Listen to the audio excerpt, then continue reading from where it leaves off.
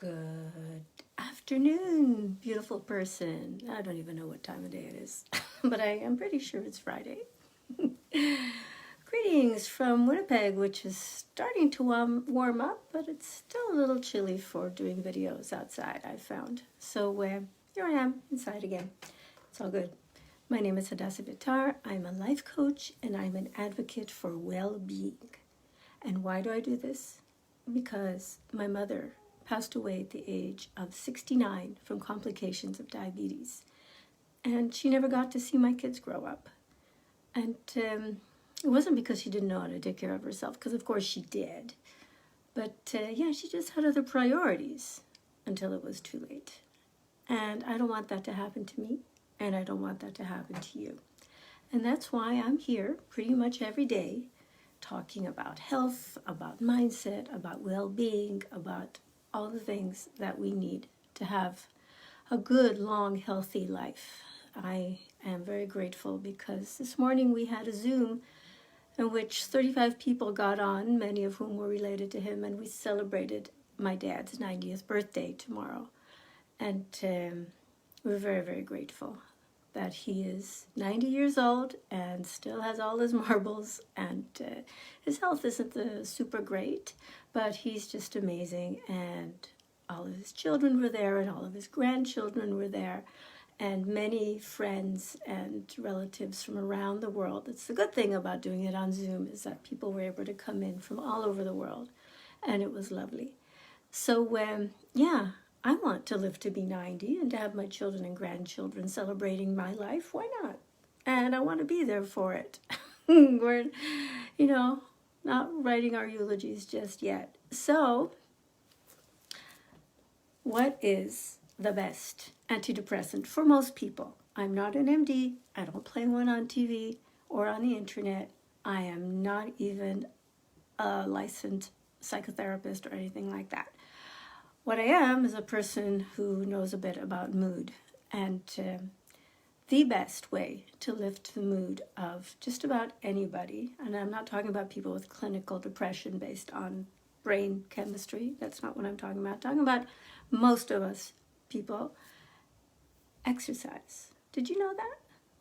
It's actually been proved in studies, and I imagine most people have experienced this.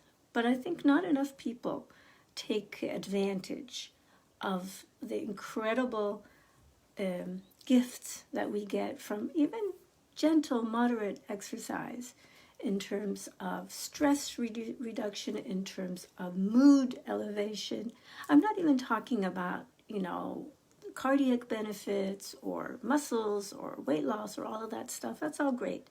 But right now I want to focus on how exercise helps you feel better, because that's really the heart of well-being, and that is really the thing around we can build all of our health and all of our well-being, is feeling well, having good feelings. My sister said on this Zoom that my dad's defining characteristic and his legacy is that he's such a joyful person. Even now, he's having a hard time, it was just a few months ago that he was out walking the dog and driving and doing all the things, and now he's basically confined to a chair.